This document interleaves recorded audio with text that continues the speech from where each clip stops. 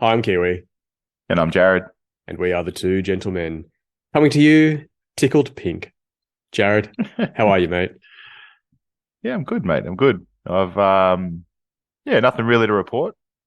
I'm utilizing a new piece of equipment for this recording, so hopefully it comes through all right. It sounds pretty good. You've got a really nice, warm voice, Jarad. Thank you. I feel kind of professional looking at myself on this Zoom. But yeah, so I'm all good, mate. But how are you? Yeah, I'm great, actually. I had a really nice weekend away with the family. My youngest son turned 8, so that's Ah, quite a milestone. I've got two fairly grown-up kids now, and yep. it's quite a full household. It's really, really nice, and work's been going really well. So I think I'm in a really good place. Oh, that's good to hear, mate. That's good to hear. Just to share a life tip, I've been doing a lot of incidental squats. So it started when I was playing some Nerf gun games with my kids, and our garage area was just littered with Nerf gun bullets. And I made it my mission to squat down and pick them up individually. So I probably did about 100 squats while we were playing. How's the And I quads? believe, well, I think I'm onto something. I think strong quads are the key to a happy life. I feel so motivated and strong and fit and healthy just through incidental squats. Anytime I load up the dishwasher or unload it, I'm squatting. Proper Yeah, ass to well, grass hey, squats. Yeah, wow, look at you. So who needs a personal trainer, right? exactly. Just pick up after your kids. Exactly. Just keep working all day long. And while I've got this little bit of a soapbox, I just want to give a shout out to a friend of mine, Serena, who's left our workplace. She's gone on to start her proper career. And I just wanted to say it's been a pleasure working with you, and you're a real ray of sunshine. So thanks for working with me. And I really look forward to seeing where you go in this world. Sounds good. I've got nothing to say. I don't know Serena, but hey, go forth, mate. I thought I'd bring up something, and it's only just sort of been happening recently, because of the time of the year. So around this time of year, winter sports have ended, and they have the presentation nights and things like that. So the kids, even adults, when they have their sport. So what's your thoughts on participation awards, trophies for every kid, rewarding, giving a kid best and fairest or coaches award as opposed to not giving every other kid that trophy, scoring in games throughout the year. So we're talking, younger kids, usually sort of under 10, 10 years and under. What's your thoughts? I know that's a broad question. Well, I'll start with the awards first. Hmm.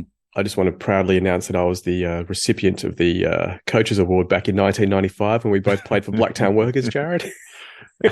You were, you were. I think that means the guy that sucked up to the coach the most. I'm pretty sure that's what it meant. It's open for interpretation. Yeah. Yeah, look, this has Uh, been quite a controversial one, hasn't it? It's it has. there's that term political correctness that people throw around all the time, and it's lumped into that category of political correctness gone mad. Yep. Firstly, we have to understand that these are kids that we're talking about primarily. Yep. So let's be rational about this. Let's not go off the boil and start Mm. yelling down the microphone at each other. Whatever your opinion is, Jarad, I actually don't know what your views on this are, and you're asking me for mine. Mm. Uh, Mine is quite simply, it depends. Like, what is your objective? If we're looking at participation awards, for example, I think that's fair. I think, everyone should get recognition for being part of a team. In Yep. fact, I think it's crazy not to. Like, for example, you sign up at a gym, you get a drink bottle and a shirt or whatever it is. Yeah. It's part of the club, Yep. and I think there's nothing wrong with giving a kid a memento for saying, hey, thanks for joining our club. Thanks for playing.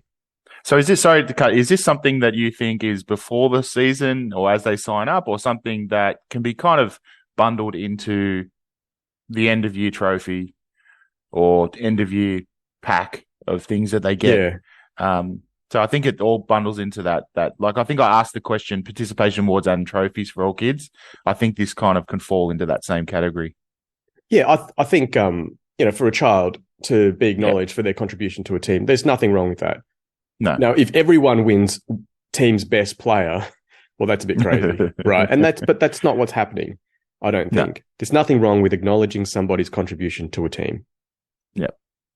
Now, if you're triggered by that, then I think it's really important to ask you what you think a child should be getting out of sport, or what a parent should be getting out of it as well. Yep.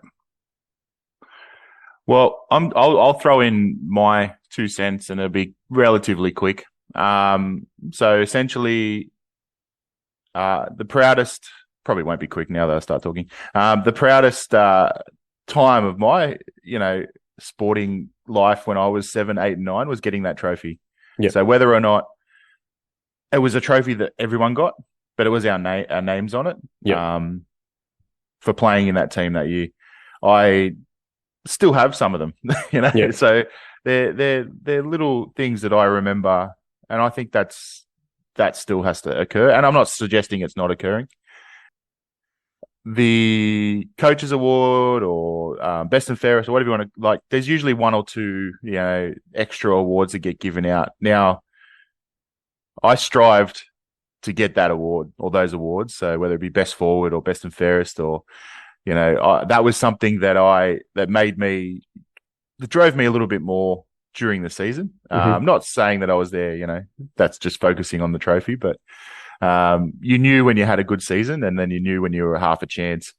Now, on the other end, as a kid who didn't receive that, I was disappointed, I must say. There were years that I didn't receive those things, but I learned to deal with that. I think that was part of the process. Sometimes there's people that contribute to the team, lack of better words, a little bit better than others. I don't know if that's not the right words, but you know what I mean? Like, have more of a contribution, or, score more goals or score more tries or whatever. And they were dominant, and they deserved a little bit extra recognition. So as a kid not receiving that, it's up to the parents and the people surrounding them to explain, if they are upset, that's up to to be explained and try and work through those emotions. So that's, I guess, on awards, I believe, they should still be there for everybody. And, and I still think the extra awards should be there as a learning sort of, as a learning for everybody. If you strive and you try and succeed, you may get something extra, and that's the way life works a little bit, isn't it? I agree with pretty much everything you said there. Just at the end, when you said that you think it should be there for a learning thing, then you added that bit about, that's how life works, right? What I'd like to say, Jarad, to answer your last bit there about it being a lesson in life, I think it's actually just a natural consequence of life. I don't think we even need the awards as a lesson. We need the awards as a natural reflection of how things happen in life. You use the term better, and then you tried to correct yourself, and you weren't really sure if that was the term you should be using for a player contributing more than another. Unfortunately, they're the facts of life. There are some things in nature that are better than others, and there are some animals that do more than others. In terms of football, there are some players that perform better than others, and you were one of them. They're just facts. And I think it's really important to acknowledge people for their contribution. And if that means they get a special award, they get an extra trophy with their name on it that's bigger than all the other trophies, a gift certificate for brushes, which I'm sure it was back in the day. There's nothing wrong with that. In fact, I think that should be encouraged. Yep. And there's also nothing wrong with an 8-year-old kid going, wow, I really want to win best forward. And there's nothing wrong with a kid being disappointed for not getting it. I think they're all natural things in life, and they're great lessons for anybody to deal with at any point in their lives. I've been disappointed so many times in my life, but it all comes back to me and my response to it. And that's great. It's always been an opportunity for me to grow and learn. And my kids, they've gone through the same, and we talk it out. And I think it's a really good experience. Yep. I think we agree then on this part anyway. Totally. I guess we can move on to, or maybe if you're ready, the scoring part of things. I mean, what do you think? I'm involved in my kids' sport, and yeah, they don't score, and I just there's no winners or losers, and I guess I have sort of the reason I'm speaking slowly is because I have feelings about it, but what's your thoughts, Kiwi? Do you think? I mean, okay, I've asked you the question, but I'm also going to say one thing.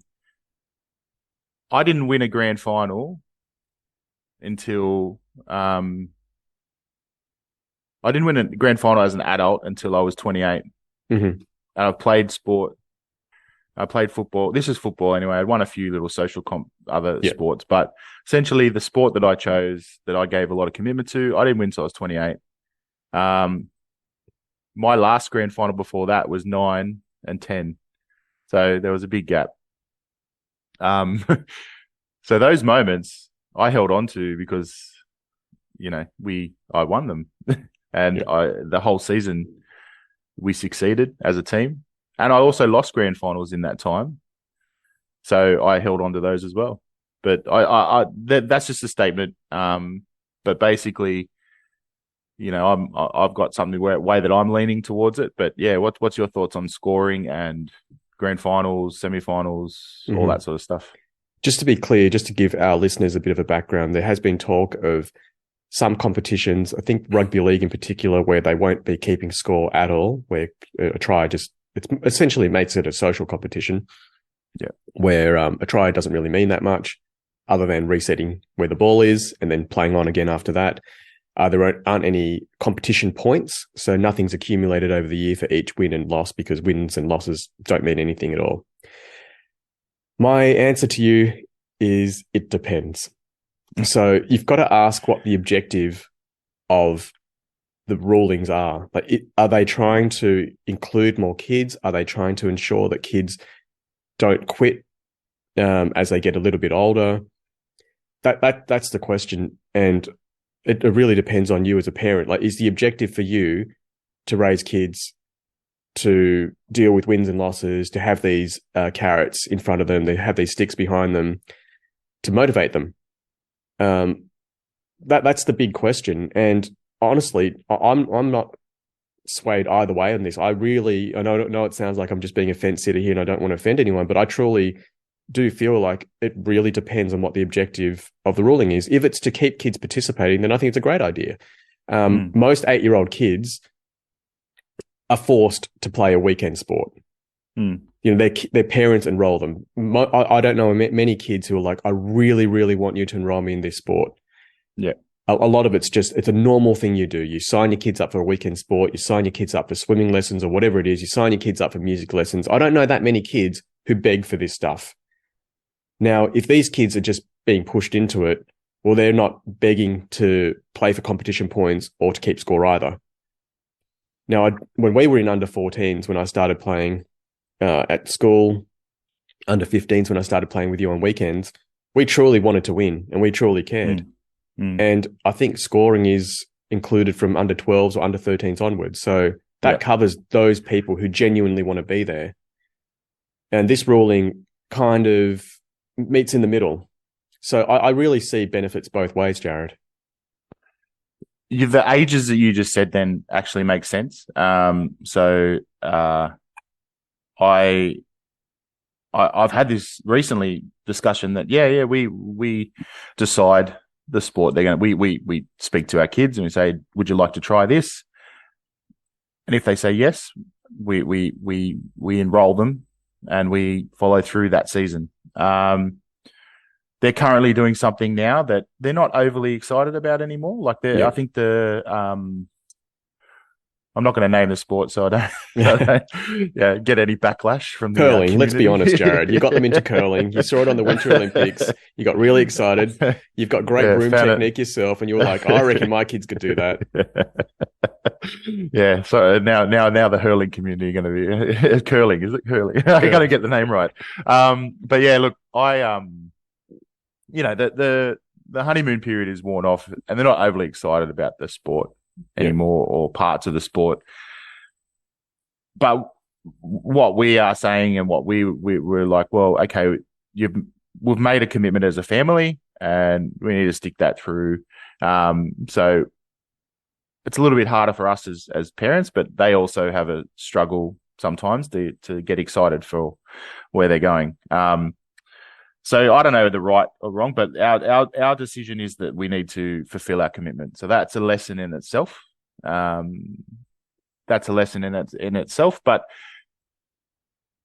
I also want to, go back to the age thing. Whereas in that sport, you can see at that age that there's so many less kids there, because they've got to the point where they've made that decision of like, I don't want to be here, and the parents are respecting that decision. Yeah. So you see from that 13 onwards where it's their choice. It's always, but it's ultimately like they voice their opinion well, and they don't want to do it, and they choose to do something else. And the parents are like, okay, fine, you've tried all these little things. If you want to head down whatever path it is, head down that path. So you can really see a drop in numbers of that age group. Yep. So like you said, you wanted to play football at 14 on the weekends, so scoring really mattered. Yep. Now, I'm coaching little kids in a sport, and whilst we don't score, everyone knows the score. Yeah. Like all the kids know. So it's a hard thing to juggle as a coach or a mentor, whatever you want to, not a mentor, that's a bit hard. That's a bit over the top, but a coach or somebody basically babysitting these kids to try and take the, try and sort of explain a win, but like, don't be too, excited. I don't know. It's a really hard thing for me to juggle. And I don't know if anyone else has that issue. You've got kids out there going, oh, we won 10-0. And then you're like, well, everyone played well, all that sort of stuff. And you try and do the right thing. But yeah, it's a bit of a funny sort of mixture of like, do we keep score? I mean, all the parents know the score. Yeah. We I don't know. It's just one of those things that it's difficult to manage when you're not supposed to, but you know it. I don't know. It's a transition, maybe. I don't know. From our generation, who we kept score from the time I was 6 years old, and we had grand finals and all that sort of stuff, to now, like, okay, up until 10, 11, and 12, we're playing this socially. I still want the lessons of sport to come through to my kids, because I learn a lot, but without even knowing it. Yeah. But I'd like those lessons to come through to my kids. But I think taking away, so I'm a bit torn, as you can tell, taking away that scoring and that win-loss and that dealing with the, the happiness and the sadness and all that sort of stuff. I suppose it's still there in a way, but it's, I'm a little bit torn. And I'm struggling with it. Yeah, I can hear that, Jarad. And I think the way you described your kids not being that into this sport, but you've got this other lesson that they can learn, which is commitment to what you've said you're going to do. Yeah, I think that's a great lesson too. But that just shows how little it matters what the result is at this curling event that they go to. So if they win or lose, I mean, you can just say, look, you just need to brush harder or whatever. But the point is that they're showing up. Now, if their coach is flogging them and making them work really hard at something that they're not really into, it might just ruin the whole thing for them. Yeah. So, look, it is a real tough one. I'll give you an example, actually, a real life one. So my kids both went to a fencing class. They saw it in the Olympics and thought, oh, that looks pretty cool. Let's give that a go. Now, the coach wasn't what we expected.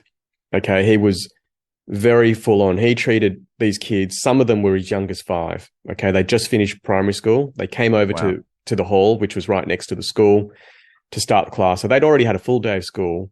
Yep. And the way it was described to me, I wasn't there, was that this coach was just yelling at the kids constantly. And my youngest son, he doesn't really have much of a filter. And the kids were sent off to do some sort of lap. And the teacher said something along the lines of, you've got to follow the leader. And he said, yeah, more like follow the dictator. And this guy, it just kind of broke his heart. This teacher, he was like, oh, what do you think, I'm a dictator? And he would just try to explain and justify why he was so serious the whole time, while he was yelling the whole time. And he says, and if you don't do this, I'll get angry. And my son's like, you're already angry. Yeah, So, yeah. but that ruined fencing for him. He will never go back to the sport Yep. at all. Yep. And Yep. last night we did some knife fighting. We bought him some rubber knives for his birthday, and he and I were training. And I know my son very well. So, we're there training. And then after about probably only 10 minutes, he's like, okay, I've had enough now. And that was it. I'm not going to push it, because it should be enjoyable to him. Now, going by what you said earlier, which is about commitment, that sort of thing, I could have flogged him and said, no, come on. Unless a real lesson goes for this long, there's no way you can sit down after that. He's not ready for it.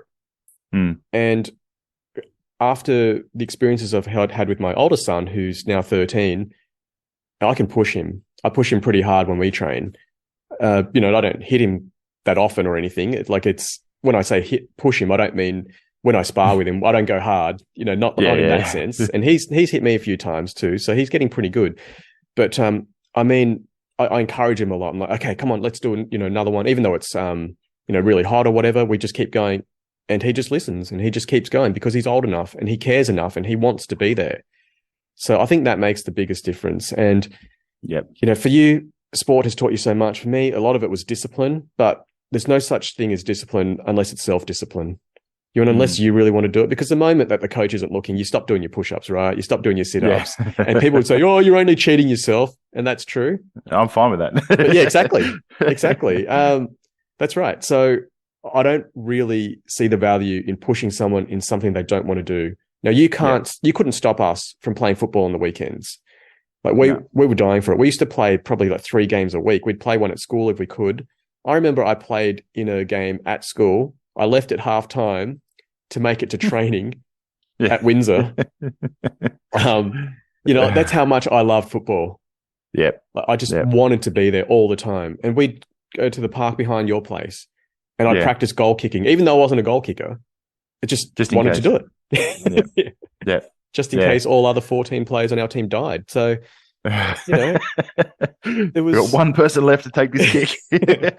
This is the moment I've been waiting for all my life. Look, hey, a lot of good points. I think what I'm getting out of this is,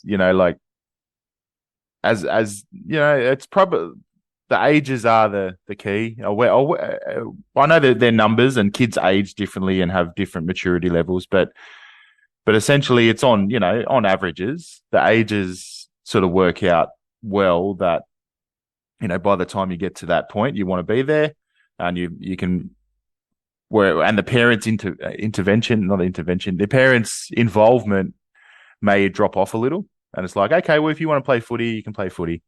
Or if you want to go and play the guitar, you play whatever it might be. But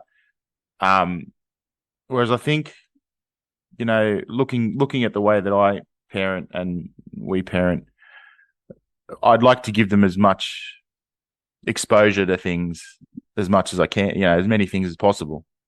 So there's going to be things in life where you get exposure to and you're like, I don't like your son's at fencing, or my kids now at the sport they're doing. Like, they're going to make that decision next year to go, I don't want to do that anymore. And we'll respect that. So, because they've got an experience behind that decision. So as they're getting older, they'll have more sort of backing behind I don't want to do this. Why don't you want to do this? Oh, because, X, Y, Z. It's not just, I don't want to, like, it's like, okay, we'll go down there and we'll have a look. I'm not overly keen at getting up at 7:30 in the morning and standing out in the cold either. But, like, this is something that, you said you wanted to do, and we'll see it through. But, next year we'll make that call, and, next year I've got other sports and activities lined up for them that they've shown interest in throughout the year. And it's like, well, we haven't really got time this year, but next year we'll try it. And, so the next year is going to be another, try before you buy sort of scenario. I guess that's the way that I see it, with the eldest one, it's a bit hard because you don't really know, like, if the eldest one plays soccer, then the younger one's like, like 2 games in, oh, I want to play. It's like, well, it's too late now. You didn't, we sort of enrolled you in something else. And, so you've got to wait a whole 12 months before that one can play soccer. It's like, oh, you remember how you said you wanted to play soccer 10 months ago, as a 5-year-old? Yeah. It's a bit of a hard one, to sort of go, do you still want to do that? Oh, okay. And then, 2 games in, I don't want to do this anymore. But I don't know. It's a tough one at that age because, for me, when I'm looking at it, I think I'm just trying to fit as much in to give them as much exposure and experience as possible. Yeah. Yeah, and I agree with that. Just try before you buy. But as long as we respect our kids, I think that'll make all the difference. Yeah, I agree. The hard one is the turning up though, and with that commitment and honoring that commitment as a 7, 8, 9-year-old, like sometimes they just don't want to go. Yeah, and you've got to put the whole, whilst you respect your kids, but you've also got to be like, hey, this is a lesson. I know I'm repeating myself from earlier in the episode, but that to me is a tough one because you've got the kids going, well, I don't want to go. You've got, well, we are, but where does it become that you're not respecting their decisions? No. And where does it become? Do they have a genuine reason why they want to go, or is it just because they're sort of sleepy or today's not a great day? I don't know. Yeah. It's a tough one, and I'm sure parents go through all this sort of stuff all the time. Exactly. I think in that situation, I'd be presenting it as, we don't want to let down our teammates. Yeah. I think that's a big part of it as well, to be there for everybody else, and that we've made a commitment, not just to yourself and to your family, but, we've got to respect our team and be a good team player. To me, that's probably the biggest lesson out of a child participating in these sorts of things. And I bring that into so when I go off to play basketball at nighttime, 2 nights a week, I get told, I don't want you to go, I miss you and all that sort of thing. And I'm like, well, I'll miss you too, but I've got my teammates. If I don't turn up, they don't play the game, or they're less one person. And I explain why I'm leaving the house. And, that's hard as well. But, I use that as a sort of teachable moment as well. Yeah. Jarad, I just want to explore the flip side of that. Let's just say you're the parent of a 4, 5, 6-year-old gun who knows exactly what they want to do. They've picked up a racket, they've kicked a ball, picked up this instrument, and they're like, I want to do this. Yeah. But unfortunately, there's no competition for them that pushes them enough. They want to keep scoring soccer, and they're like, come on, I've scored 10 goals. I'm getting no recognition for this. I think it's really important to acknowledge how good they are. Now, some people can be afraid of that and say, oh, you don't want to give someone a big head. Well, you can still encourage somebody while keeping them grounded and humble. And I think that's really important to get that balance right. But I think kids who are special, and I'm going to use the word special because they are, I'm sure the first time Ash Barty hit a ball, people were saying, wow, that kid can play. She was tiny apparently and just had incredible hand-eye coordination. Now, no knock on my kids, but I've seen them hit a ball. They're not going to be the next Ash Barty. Okay. And quite recently, actually, my youngest son said, I want to play some tennis. So he went down to the tennis court, hit the ball around, and there's nothing special about him in tennis. They're just the facts. And he shouldn't be forced to train every day to get good at something he had a passing interest in. No, I'm not going to flog him because there's no chance he's ever going to make it. So what does he want to do? Well, he might want to play recreationally with his mates like I want to do. Well, he can do that when he's ready. There's no need for me to push him. But look, if you are lucky enough to have a child who's just an absolute gun, and I know a child, my legendary mate, his son, who is way taller than everyone else in his age group, breaks tackles like nothing else. He's fantastic at football. Definitely acknowledge them. You don't have to push them, just encourage them. And if they don't have anyone to sharpen their skills against because they're not keeping score, sport's not as competitive, you can find extra things for them. Yeah. And, just keep up their interest, keep up their joy of the game, and let them know that when they're ready, you can uncage the beast and you go nuts, kid. And he does. Yeah, it wouldn't be easy to sort of balance that out. I know that when I was growing up, I loved the encouragement. We all love encouragement. It made me do things. It makes me, in all aspects of life, if I get encouragement, I do things better. As a general statement. But, as a kid, hearing, your dad say or someone else say, you did a really good job. I liked it when you did that. And, whatever has been said to you, that's you take that, and then that's on that comes back to the parent or the parental figure to be like, okay, yes, 7 people told you that you did a really good thing, but you put that in perspective and try and explain it, so they don't get that big head, but then keep the confidence. Like it's a tough thing, it's a easy line to cross either way. Yeah, definitely. It's almost like our whole show, Jarad, has just been about balancing. It's all about balance, isn't it? Balance. Always comes the back worst to balance. that. But look, to all the parents out there who do have a special kid, all the best to you, especially my legendary mate. I've been following your son for a long time. I've talked about how I played Frisbee with him when he was 3 years old and just the way he snatched it out of the air. Yeah. It was like a cricket player catching a ball at full stretch. He was that good at such a young age. And that sort of thing should only be encouraged. Just, keep telling him that he's a wonderful person, but that you love him for who he is, not because he happens to be able to catch and pass and run the way he does. You love him because of who he is as a human being, but these great gifts of his, let him enjoy them. Let's not hold anybody back for being special. Let's not discourage anyone because they're not so special. Look, I'm not a special person myself, but I love sport, and hey, same with guitar, like I'm not special. I'm not musically gifted, but it's been really nice when my friends said to me, "Oh, wow, you've come a long way." That was lovely. So exactly. So let's all try to lift each other. And those of us who are really, really special, I wish you all the best. And I hope you just kill it in life. Yeah, totally. Like I said, it's all about balance, isn't it? And, as a parent, as an athlete, as a kid, everything you gotta balance everything. So it seems to be the common theme. Yeah. So look, I don't know if we've come to a conclusion whether or not it's a good thing or bad thing to keep competition points or scoring, but let's look at all sides. Let's not just fly off the handle about it. And whatever lessons you think kids are missing out on or that you need to make up for, I'm sure you can implement them in other ways. Yeah, definitely. Thank you, Agreed. Jarad. Thank you, mate.